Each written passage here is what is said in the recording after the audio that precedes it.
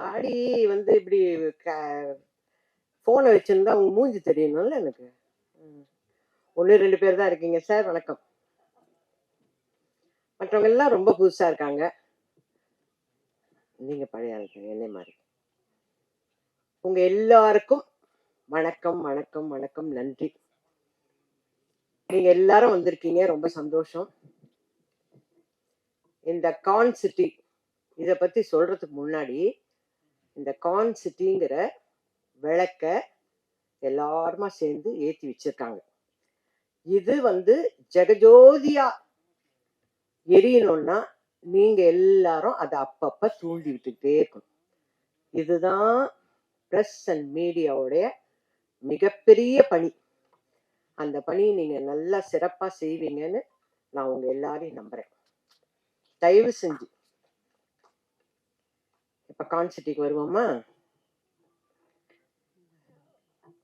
வந்து பேசினவங்க எல்லாரும் வந்து கான்சிட்டியில அம்மா வந்து நல்லா நடிச்சிருக்காங்க, நல்லா பண்ணியிருக்காங்க. சார் சொன்னாரு, மோகன் சார் சொன்னாரு, அவங்க ஒரு பார்வை பார்த்தாங்க பாருங்கன்னாங்க. நான் எதையுமே பார்க்கல. என் போர்ஷன் வரலும் டப்பிங் பேசிட்டு வந்துட்டேன். டைரக்டர் ஹரிஷ் சார், அவரை வந்து நாகராஜ் சார் தான் கூட்டிட்டு வந்தாரு. ஏன்னா அவரை பற்றி சொல்லணும், சொல்லலைன்னா அடுத்த படம் எனக்கு வாங்கி கொடுக்க மாட்டாரு. அதனால அவரை பற்றி சொல்லிடுறேன். சொல்லணும்ல, அடுத்த படம் சான்ஸ் வேணுமா? முடிஞ்சிருச்சு, ரிலீஸ் ஆக போகுது. அவர் கூட்டிட்டு வரும்போது நான் வந்து கார்த்திகை தீபம்னு ஒரு சீரியல்ல இருந்தேன். பட்டையா விபூதி பூசிட்டு பெரிய பொட்டெல்லாம் வச்சுட்டு உட்காந்துருந்தேன். அவரோட எக்ஸ்பிரஷன் அதுவே இது இல்லை, எங்களுக்கு வேற ஜானகி வேணும் அப்படிங்கிற மாதிரியே பார்த்துட்டு வந்தாரு. அதனால இவர் தான் டைரக்டர், நாங்கள் படம் பண்ண போறோம். அவரை பத்தி பேக்ட்ராப் எல்லாம் இப்போ ஒவ்வொருத்தரா பேசும்போது தான் தெரியுது அவரு ஈபியா இருந்திருக்காருன்னு. ஏன்னா எங்களுக்கு கிடைச்ச ஒரே ஈபி பரத் தான். ஓகேங்களா? ஓ, இவரும் ஈபியா இருந்திருக்காரா அப்படின்னு இப்பதான் நான் கேள்விப்படுறேன். அவர் வந்து கதை சொல்ல ஆரம்பிக்கல, ஆனா கேரக்டர் சொல்றது, அதாவது இந்த படத்தில் நீங்க நடிக்கணும் அப்படின்னு கேட்க வந்தாரு. முதல்ல எடுத்தோடனே சொன்னாரு, அம்மா நான் வந்து மேடம் இந்த கேரக்டர் வந்து நான் உங்களுக்காக தான் எழுதுனேன்னு பொய் சொல்ல மாட்டேன், நான் எங்க மனசுல வேற ஒரு ஆர்டிஸ்ட் பேர் சொன்னாரு. அப்பவே வடிவு கரைச்சிக்க, அப்புறம் எதுக்கு என்ன பார்க்க வந்த அப்படின்னு எனக்கு ஒரு திமிர் இருக்கும்ல நார்மலா. அப்புறம் எதுக்கு என்ன பார்க்க வந்த அப்படின்னு பார்த்தேன். ஆனா நீங்க அந்த கேரக்டர் பண்ணணும். சரிங்க சார், நான் உங்ககிட்ட கதை சொல்லணும், என்னைக்கு வரணும்? நம்ம வீட்டிலலாம் வந்து எப்படின்னா, சினிமாங்கிறது என்னோட தொழில். நீ போறியா நடிச்சியா அதோட பேக்கப் ஆகி வீட்டுக்கு வந்தா வீட்டு வேலையை பாரு, எங்களுக்கு என்ன செய்யணுமோ அதை செய். அந்த மாதிரி கேரக்டருங்க நம்ம வீட்டில் இருக்குதுங்க. இவரை நான் வந்து வீட்டுக்கு வாங்க சார் கதை சொல்லலாம் அப்படியெல்லாம் கூப்பிடவே முடியாது.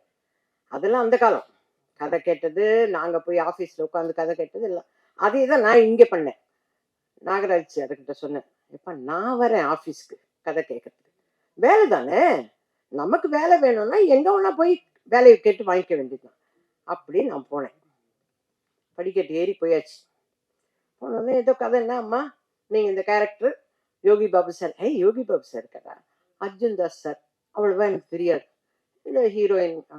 சரி, இவ்வளவுதான் சொல்லுவாங்கன்னு நான் நினைச்சு போனேன். நம்ம போனா ஈவினிங் ஏதோ பேசிட்டு நான் இதுதான் இது சம்பளம் இப்படி இப்படி கொடுக்குறோம் சொல்லுவாங்க, அதோட வந்துட போறோம். ஆனா ஒரு லேப்டாப் எடுத்து வச்சுக்கிட்டாரு. ஓகேங்களா? நானும் சாரு மட்டும்தான் இருக்கிறோம். நான் இந்த நிமிஷம் வரல சாருன்னு தான் கூப்பிடுறேன் அவரை.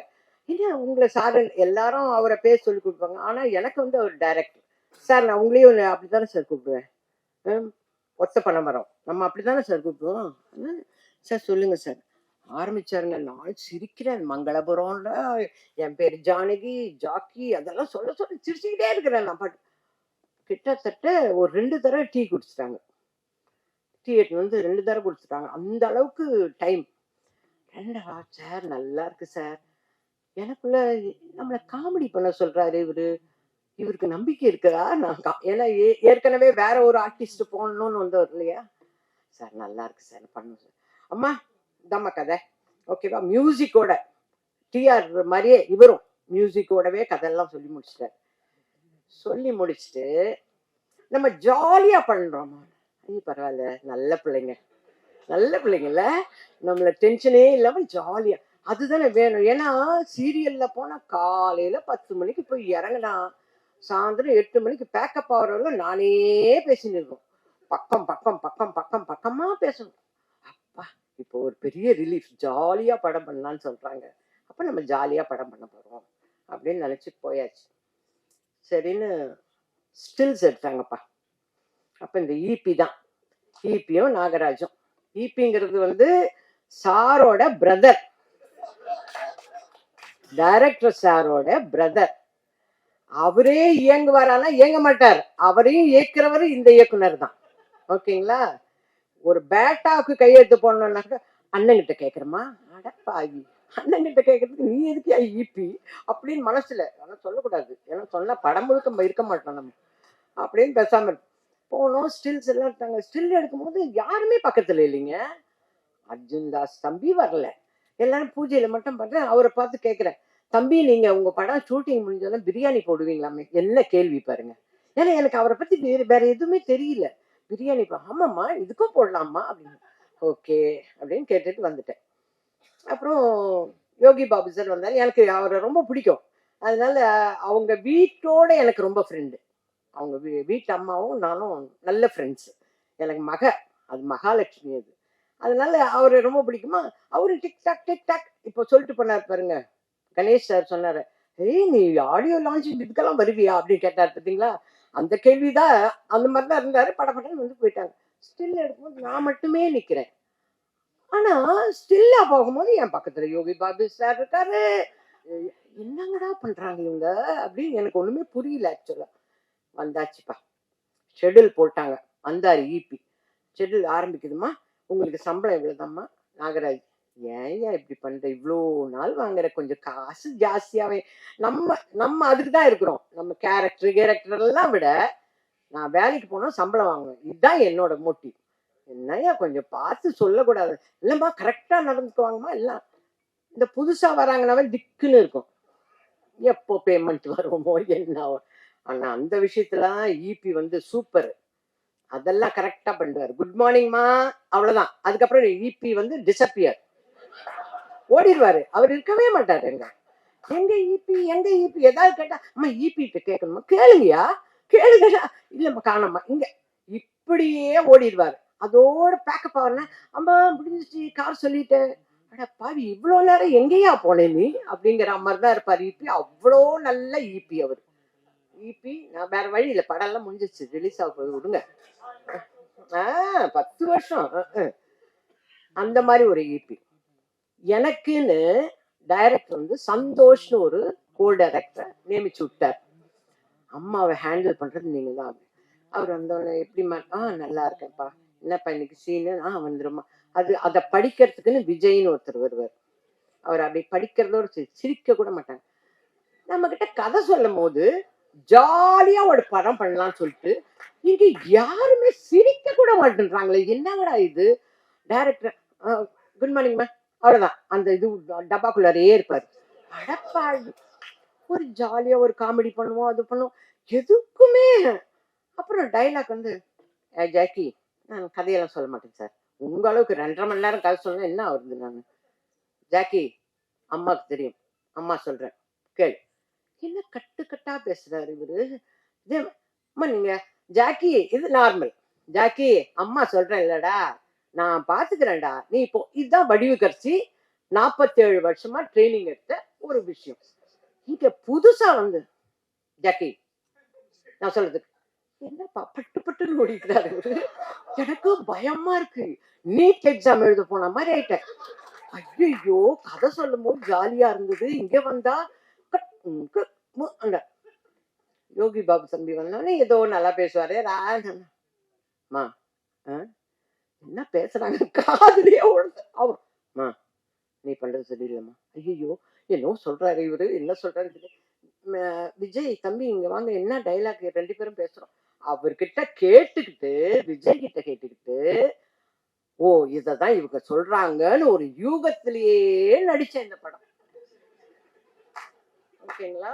நடிச்சுட்டு இவர் கூட ஒரு ஸ்டில் எடுத்தேன், அர்ஜுன் தாஸோட ஒரு ஸ்டில் எடுத்துட்டு என் பேத்திட்டு போய், நான் ஐயோ நீ மட்டும் அர்ஜுன் தாஸோட எடுத்தேன், ஐயோ எனக்கு ரொம்ப பிடிக்கும் அவர் வாய்ஸ். என்னங்கடா இது இது இது இது 4ஆம் கிளாஸ் தான் படிக்குது, அதுக்குள்ளடா அர்ஜுன் தாஸ் ஆய் ஊங்குது, ஒண்ணுமே புரிய. இரு பாப்பா, அவர் வில்லன் தான். அவர் அதுலதான்மா வில்லன், இப்ப இதுல ஹீரோ ஆயிட்டாரா? ஐயோ சந்தோஷமா, மம்மி அர்ஜுன் தாஸ் ஹீரோ ஆயிட்டாரு. அட என்னங்கடா இது, நமக்கு ஒண்ணுமே தெரிய மாட்டேங்குது, இதுன்னு இப்படி அப்படி ஒரு சந்தோஷம். அர்ஜுன் அவர் பேசுறதா, அவர் எவ்வளவு அழகான வாய்ஸ். அதுல கொஞ்சம் சத்தமா பேச விட்டாதானே டைரக்டர். டைரக்டர் யாரையுமே சத்தமாவே பேச விட மாட்டார். நம்ம எல்லாரும் போறோம், என்ன பண்றோம், அது அப்படின்னா என்னன்னே எனக்கு தெரியல.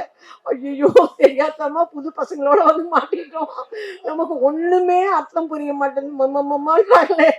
நம்ம கொஞ்சம் சத்தமா இல்லம்மா நீங்க நார்மலா பேசுங்க, எனக்கு பயமா இருக்கு, நான் நார்மலாவே இப்படிதான் பேசுன்னு சொல்லணும் போல இருக்கு, எல்லாம் மைண்ட் வாய்ஸோட அப்படியே இது அப்படியே ஆடுங்க.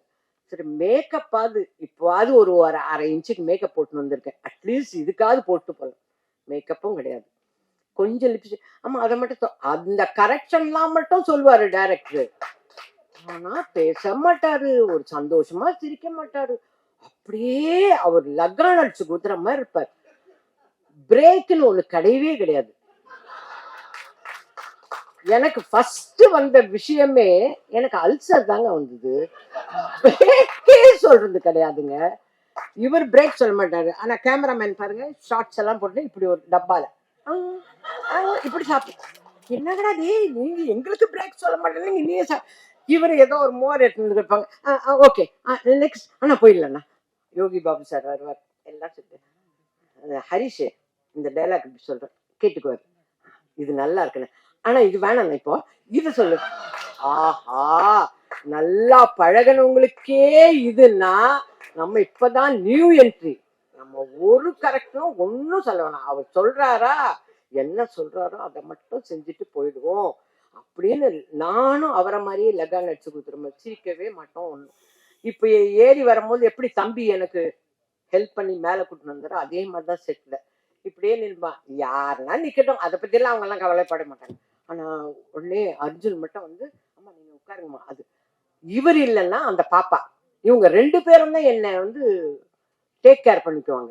ஆனா இவங்க யாருமே நம்மளை திரும்பி கூட பார்க்க மாட்டாங்க. அதுலயும் இந்த சஞ்சய் எல்லாம் வந்து என்னை ஓட்டிட்டு போறது கேரவன் வந்து, டொக் டொக் என்னப்பா சாட்டரி இப்பதான் ஏன் வந்தேன், இந்த கூப்பிடுறாரு, ஓகே. அவங்க ஓட்டுறதுல அதுக்குள்ள சந்தோஷ் என்னை சமாதானப்படுத்துறதுக்கு வருவார். அம்மா சாப்பிட்டீங்களாம்மா, இல்லைன்னு சொன்னா சாப்பிட விட போறியா இப்போ, இல்ல இல்ல வா நட போலாம் வா. இப்படிதான் அந்த படம். அங்க இருந்து எனக்கு டேட் கேட்கறது சந்தோஷ் தான் கேட்பாரு. அம்மா நம்ம வந்து இதுக்கே அவர் தான் கேட்டு என்ன பிக்ஸ் பண்ணி வச்சிருக்காரு, நீங்க எங்கேயும் போக கூடாது, இந்த வாரம் ப்ரமோஷன் போனோம் அப்படி. அந்த அளவுக்கு பக்கா பிளானிங், எல்லாமே பக்காவா பிளான் பண்ணி. அவர் சொன்னார் தெரியுங்களா, வீட்டு கணேஷ் சொன்னார்ல சீக்கிரமாவே என்ன முடிச்சுட்டாங்கன்னு, அந்த மாதிரிதான். என்ன எனக்கு நடுவுல கொஞ்சம் உடம்பு சரியில்லாம போச்சு, அது வந்து கேமராமேனால, அதெல்லாம் நம்ம இப்ப சொல்ல விரும்பல. ஓகே, எனக்கு கேமராமேனால தான் எனக்கு உடம்பு சரியில்லாம போச்சு, அது உலகத்துக்கே தெரிஞ்சிச்சு. அதனால உங்களுக்கும் ப்ரெஸ் தானே, நமக்கு எப்படி இருந்தாலும் தெரிய வரும். ஓகே, அதான் அவரால் உடம்பு சரியில்லை, எப்படி அம்மா வருவாங்களா மாட்டாங்களா, நான் சொல்றேன் இந்த டேட்ல நான் ஹாஸ்பிட்டல் போறேங்க. இவங்க ஷூட்டிங்கை முடிச்சு மறுநாள் காலையில சீரியஸ் ஆகி ஹாஸ்பிட்டல் அட்மிட் ஆயிட்டேன், அந்த அளவுக்கு நான் நடிச்சேன். ஆனா எனக்கு ஒண்ணுமே என்னை போட்டு புழிஞ்சாங்கன்னால சொல்லவே மாட்டேன், ஏன்னா 2 டைலாக் தான். ஜாக்கி நீ வா, ஹாஸ்பிட்டல்லையா அட்மிட் ஆயிருக்காங்க, இப்ப பார்க்க முடியாது, இந்த மாதிரிதான் டைலாக். இது எனக்கு என்ன வேலை சொல்லுங்க, புரியுற மாதிரி எல்லாம் ஒரு வேலையும் இல்லை. இதெல்லாம் ஈபிக்கும் இந்த நாகராஜுக்கும் தெரியும், அதனாலதான் சம்பளத்தை அப்படியே குறைச்சி அப்படி போட்டது. நீ என்ன பெருசா வந்து பண்ண போறன்றதுக்காக அவங்க 2 பேருக்கும் தெரியும், அந்த மாதிரிதான் நடிச்சோம். ஆனா கேமராமேன் சார் பண்ண ஒரு புடிவாதம், பயங்கர புடிவாதம். எனக்கு ஐ லைக் ஒன்லி மை கிராணி எல்லாம் சொல்லுவாரு, ஐ எம் ஆல்சோ யுவர் கிராணி பா ப்ளீஸ் அப்படின்னு. அதை கேட்க மாட்டான், இதை மட்டும் ஐ லைக் கிராணின்னு சொல்லிட்டு அதோட போயிடுமே சார். புடிவாதம், சொன்ன பேச்சே கேட்காத பையன். இந்த பையன் சீக்கிரமா ஹீரோவா நடிக்கணும் ஒரு படத்துல, அந்த கேமராமேன் வெற்றி செய்யணும் இந்த பையனை. எனக்கு அதுதான் ஆசை, இந்த பையன் சீக்கிரமாவே அதுவும் தெலுங்கு படத்துல ஹிஸ்டாரிக்கல் பிலிம்ல நடிக்கணும். அப்பதான் நான் வேணாம் வேணாம் சொன்னதெல்லாம் உன் மூக்குக்குள்ள போடுவாங்க. அப்படிதான் வரணும். அந்த மாதிரி ரொம்ப பிடிவாதமான பையன். அதை கூட எங்க ஹரிஷ் டைரக்டர் காதலே வாங்க மாட்டார். இந்த மாதிரி பண்றாங்க, அந்த மாதிரி பண்றாங்க, எதுவுமே பண்ண மாட்டேன். என்ன ஹாஸ்பிட்டல்ல இருந்து வந்து பார்க்கும்போது, அம்மா நீங்க எதுவா இருந்தாலும் என்கிட்ட சொல்லணுமா? அது எப்படிங்க? அதுக்கு முன்னாடி சந்தோஷ், சஞ்சய், விஜய் இவங்களெல்லாம் தாண்டி நான் வந்து நீங்க குட் மார்னிங் சொல்றதோட சரி, அதுக்கப்புறம் அந்த டப்பாக்குள்ள போய் பூந்துடுறீங்க. நான் எங்க இருந்து என்னோட குறைய சொல்ல முடியும்? ஏன்னா எல்லாரும் நல்லதே சொன்னாங்க, நான் சொல்லணும்ல என்னெல்லாம் நடந்ததுங்கன்னு. இவ்வளோ கஷ்டத்துல ஜாலியாவே படம் பண்ணல. பொய் பொய் பொய் பொய். நாங்களாம் ஜாலியா நடிச்சோன்னா வந்தவங்க எல்லாம் 2 நாள் நடிச்சிருப்பாங்க. ராதா ரவின்னா ஒரே நாள். அவரு முட்டி ஆபரேஷன் பண்ணிட்டு வந்திருக்காரு, இவங்க ஏத்திட்டாங்கப்பா மேல படிக்கட்டு ஏறி வான். அவர் நிக்கிறாரு. நானு அண்ணே கால் ஆபரேஷன். ஆமா அப்ப சொல்லல இவனுங்க வரணும்னு. இங்க அண்ணே என்னன்னு அப்படின்னா அங்கேயே ட்ரெஸ் சேஞ்ச் எல்லாம் பண்ணி அங்கேயே சாப்பிட்டு அவரும் ஜாலியா நடிச்சு கொடுத்துட்டு போனாரு. அந்த கேரக்டர் ரொம்ப ஜாலியா நடிச்சாரு. அந்த அளவுக்கு தான் ஜாலின்னா அவங்கவுங்களா நினைச்சுக்கணும் இது ஜாலி அப்படின்னு. மற்றபடி ஜாலி எல்லாம் கிடையாது. அவ்வளோ ஹார்ட் ஒர்க் பண்ணி எடுத்திருக்காரு இந்த படத்தை. எல்லாருமே சொன்ன மாதிரி, மியூசிக் டைரக்டர் சொன்ன மாதிரி, ஒரு படிப்பு படிக்கணும்னா இப்போதைக்கு இருக்கிற பிள்ளைங்க விஷுவல் கம்யூனிகேஷன் முடிச்சதும் ஒரு நல்ல டைரக்டர்கிட்ட இன்டர்ன்ஷிப் போய் படிக்கணும் இல்லையா? அந்த மாதிரி அண்ணனும் தம்பியும். அந்த இபி ஒன்றும் சாதாரண ஆள் இல்லை, பார்க்கறதுக்கு சின்ன பையன் மாதிரி. இந்த இதுன்னா இபின்னு நினைச்சா பயங்கரமான ஆளு. அந்த இபி ஆகட்டும் இவராகட்டும் நிறைய கம்பெனிகள்ல ஒர்க் பண்ணி நிறைய எக்ஸ்பீரியன்ஸ். அதனால்தான் அவர் சொன்ன மாதிரி சொன்னார் பாருங்க, எல்லாமே எடிட்டர். இதுதான் எடுக்க போறேன், இவ்வளவுதான் எடுக்க போறேங்கிறது எல்லாமே பக்காவா எடிட் பண்ணி, நானே வரலனாலும் ஷூட்டிங் நடக்கும். அப்படி எடுப்பார் இந்த டைரக்டர். ஆனா கொஞ்சம் ஜாகிரதையா இருக்கும். நான் சப்போஸ் டெய்லி பேசிஸ் சம்பளம் பேசியிருந்தேன்னு வச்சுக்கோங்க, நான் வாங்கின சம்பளத்துல பாதி தான் வாங்கியிருப்பேன். ஏன்னா நானே இல்லைன்னாலும் அவர் எடுப்பாருங்க. ஆனா டப்பிங்ல பார்க்கும்போது எல்லாருமே இருக்கா மாதிரி தெரியுது. என்னடா இது, என்ன பண்ணிருக்காங்க இவங்க? நான் இந்த சீன்ல இங்கதானே வந்தேன், எப்படி அங்க அப்படி. எனக்கு டைலாக் டப்பிங் பேசுறதை விட இதெல்லாம் தான் எனக்கு ஆச்சரியமா இருக்கும். அந்த அளவுக்கு வெல் ட்ரெயின்டு பர்சன் வந்து Harish sir. Very well trained person. இது இல்லைங்க, இதை விட நிறைய படங்கள் அவர் வந்து சக்சஸ்ஃபுல்லா தான் எடுப்பார். அவருடைய ஹார்ட் ஒர்க்கை நீங்க படத்துல பாப்பீங்க. எல்லாரும் சொன்ன மாதிரி இப்ப வந்து நமக்கு ஏகப்பட்ட பிரச்சனைகள் இருக்கு ஒவ்வொருத்தருக்கும். இது முடிஞ்சு போறதுக்குள்ள எல்லாருக்கும் லைனா வரும். என்ன முடிஞ்சிச்சா பிரஸ் மீட்டு, சீக்கிரம் வரலையா, எங்க ஏறிட்டீங்களா, கால் எடுத்தீங்களா கேட்பாங்களா இல்லையா சார்? எனக்கே வரும், நான் ஆஃப் பண்ணி வச்சிருக்கேன், எனக்கு வரும் பாருங்க இப்ப போனு. முடிச்சிட்டியம்மா வாமா அப்படின்ற மாதிரி இருக்கும். இந்த டென்ஷனுக்கு நடுவுல ஒரு சந்தோஷமான, ஏன்னா நான் கதை கேட்டு சிரிச்சுக்கிட்டே இருந்தேன். நான் அவ்வளோ அந்த 2.5 மணி நேரம் கதை கேட்டேங்க. எனக்கு என்ன அவ்வளோ சந்தோஷமாயிடுச்சு. நான் வீட்டுக்கு போறவங்க ஜானகி, நான் தான் ஜானகி, மங்களபுரம். இதுவே எனக்கு அப்படியே ஊறி போச்சு. மங்களபுரம் ஜானகி, மங்களபுரம் ஜானகி, ஜாக்கி. அப்ப நம்ம என்ன கிறிஸ்டினா இல்ல, ஆனா ஜாக்கி என் பையன் பேர். இப்படி எல்லாம் இதே நான் ரிப்பீட் பண்ணிட்டு போனேன்னா கதை கேட்ட எனக்கே அப்படி இருக்குன்னா, நீங்க எல்லாம் படம் பார்த்தீங்கன்னா நிச்சயமா சொல்றேன், நம்மளோட டென்ஷன் எல்லாமே மறந்து அந்த 2 மணி நேரம் சந்தோஷமா இருக்கும். அப்ப நம்ம சந்தோஷமா இருக்கிறோம்னா நம்ம வீட்டுல இருக்கிறவங்க எல்லாத்தையும் இழுத்துட்டு போகணும். இழுத்துட்டு இந்த படத்தை பாரு, முதல்ல படத்தை பார்த்து சந்தோஷமா இருங்க அப்படின்னு கூப்பிட்டு போவோம். ஆனால் அதுலயும் நம்ம எல்லாருக்கும் ஒரு அவேர்னஸ் இருக்கணும். வாழ்க்கையில கண்ட மெலிக்கு நம்ம பாட்டுக்கு இஷ்டத்துக்கு பணம் இருக்குதுன்னு எடுத்துன்னு போய் போடுறது, அப்புறம் ஐயோ காணமே என் பேங்க்ல இருந்து பணம் எல்லாம் போச்சு, இப்படி எல்லாம் அவஸ்தப்படுறோம் இல்ல சார். கொஞ்சம் கொஞ்சம் தான் சொல்றேன் சார், கதை முழுக்க சொல்ல. அவரு ஐயோ இந்த என்ன கதையெல்லாம் சொல்லுது அப்படின்றாரு. அப்படியெல்லாம் சொல்ல மாட்டேன் சார். அந்த அவேர்னஸ் உண்டு பண்றது இந்த படம். நம்ம எதையுமே ஹார்டா வச்சு கண்ணப்ப நாயனார் மாதிரி கண்ணு இருக்கிற இடத்துல இவர் காலை வச்சுட்டு கண்ணை நோண்டி அப்புறம் இவர் கண்ணை நோண்டி எங்க வச்சார், அந்த மாதிரி ஹார்டா சொல்லாம அப்படி மென்மையா சந்தோஷமா சிரிச்சு கான்செப்டை பார்த்து வந்தோடனே என்னெல்லாம் தோணும் அப்படின்னா இதெல்லாம் தோணி, ஆனா ஜாகிரதையா இருக்கணும்பா, பத்தியா இபி பில்ல இருந்து என்ன அப்படிங்கிற ஒரு நமக்கு வந்து மாரலும் இருக்குது இதுல. சும்மா கதை ஏதோ எடுத்தோம், நாங்களும் எடுத்தோம், அர்ஜுன் தாஸ் சாரை ஹீரோ ஆக்கிட்டோம் அப்படின்னு இல்லாம இதுலயும் ஒரு மாரல் வச்சு ரொம்ப ஹார்ட் ஒர்க் பண்ணியிருக்காரு ஹரிஷ் சார். அவருக்கு என்னுடைய வாழ்த்துக்களை சொல்றேன். நீங்க சொன்னதுல ஒரு இம்மி கூட அவர் சொன்னார் பார்த்தீங்களா, இந்த பக்கமும் ஆசையில அந்த பக்கமும் ஆசையில கரெக்டா எடுத்துட்டீங்க. அதுதான் சொல்றேன், நானே இல்லைனாலும் படம் எடுப்பீங்க, ஷூட்டிங் எடுத்துருக்கீங்கன்னு. அந்த மாதிரி அவ்வளோ பக்காவா எடுத்திருக்கீங்க.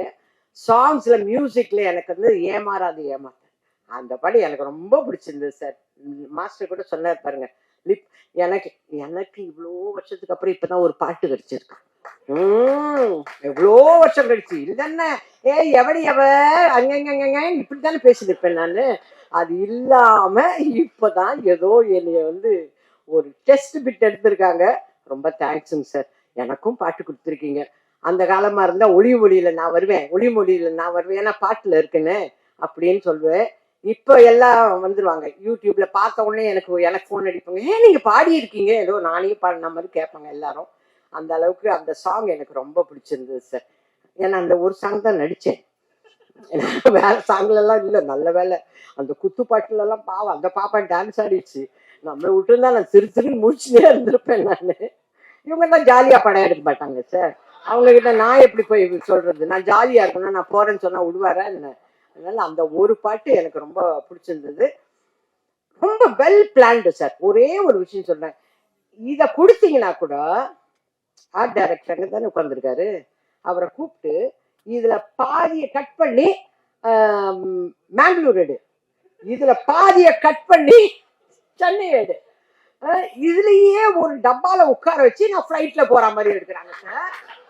எனக்கு நான் நிஜமா சொல்றேங்க, அவர் சொன்ன மாதிரி நான் ஒரு 47 வருஷமா சினிமால இருக்கிறேன், எல்லாருக்கும் தெரியும், என்னோட ஃப்ரெண்ட்ஸ் எல்லாருக்கும் தெரியும்.